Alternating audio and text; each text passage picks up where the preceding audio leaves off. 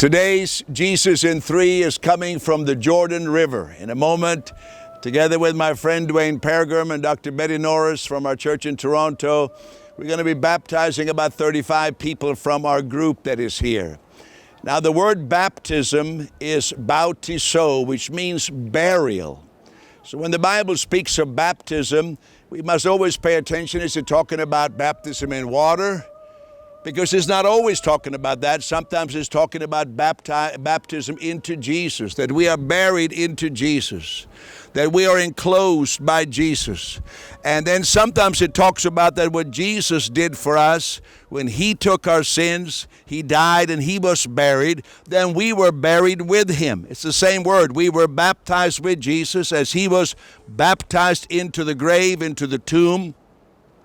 We were baptized with him. We are in him. We are included in him. And then when he rose again, we are risen with him into new life. And for the early church believers, they heard this message, this astounding gospel, that when Jesus died, I died. And when Jesus was buried, all my sin and shame and guilt was buried with Jesus. And then when he rose, I'm risen with him. This is unbelievable. How could this be true, that I am so identified with Jesus? Then once they heard and believed that, you could hardly believe it. It's so good message. It was natural. They say if you believe that, you confess that with your mouth, but you also confess and declare your faith by going into the water.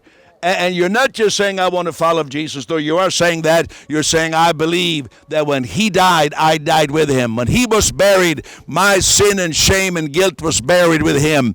And when he rose again, so when I'm lifted out of the water, I'm declaring, I believe that I have resurrection life with Jesus. As he is, so am I in this world. So yes, sometimes we evangelicals make it so much about in obedience, and it is. We make it so much about declaring our faith, and it is. But it's not just our allegiance, like we pledge our allegiance. It is a revelation.